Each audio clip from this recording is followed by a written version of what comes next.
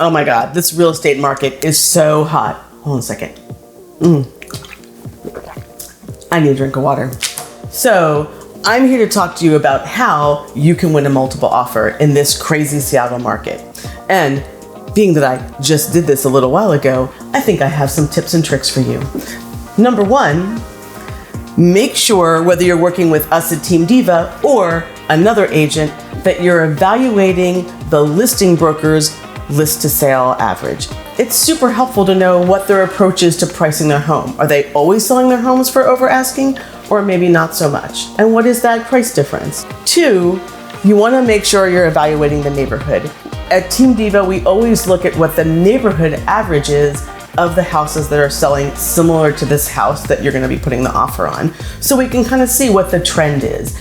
And it wouldn't be a bad idea if you can get your agent to call those pendings and find out what they're selling for, because that is the most accurate information as to where the market is going. Three, always get a copy of the title report up front, read it, call the title company to make sure there's no concerns or issues you should be aware of, and then you're probably gonna have to waive that title report. That's just the way it goes in this market, but as long as you have the information, you could be confident that you're not gonna run into any weird issues.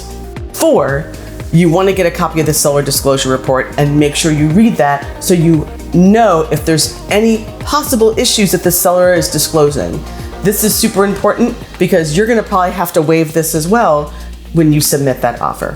Five, paragraph W. Okay, what the heck is paragraph W? It's this paragraph embedded in the purchase and sale agreement that's basically an information verification period. It automatically gives you 10 days to verify information provided to you by the listing agent or the seller. Now, once again, in a super hot market, 99% of the time, the listing agent and the seller wants to see this waived because it's another out you have if you don't waive it. So just make sure, once again, you're reading the seller disclosure form, you're looking at all of that information, and you're asking as many questions as possible before you write that offer so you're confident and comfortable waiving paragraph W. Number six, inspections. Now, in this crazy market, sometimes it's really tough to do a pre-inspection, but if you can, that's the most optimum situation. Do your inspection and then waive it. If you can't, hope the seller is providing you with an inspection, which they often do right now, and take that inspection, read it super carefully, ask any questions you have of the seller, and if you know an inspector or your agent knows an inspector, it'd be great to see if they could at least read the report and look for any red flags. Because once again, you're probably gonna have to waive your inspection if you wanna win that multiple offer. Number seven, financing. Okay, this is a complicated one.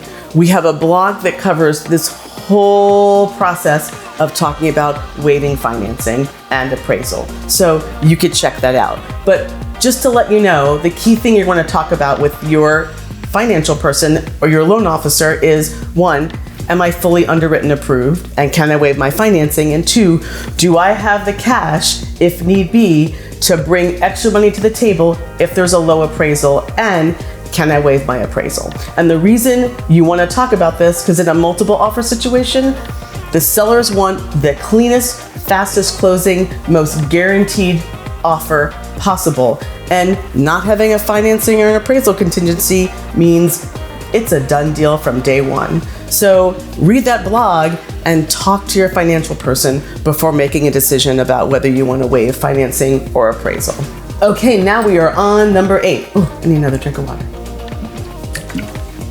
Okay, proof of funds. In a market that's this hot, I don't care how much money you're putting down, especially if you're waiving your appraisal and your financing, you're gonna wanna provide proof of funds to the listing agent and the seller to show them that you have the cash to close on this deal. And that could be simply a screenshot of your accounts. Make sure you black out your account number. Just provide that information so they feel confident that you as a buyer have the ability to close this deal. Number 9. Number 9 doesn't happen all the time, but it's something that might show up, and that is the seller might be requesting rent back.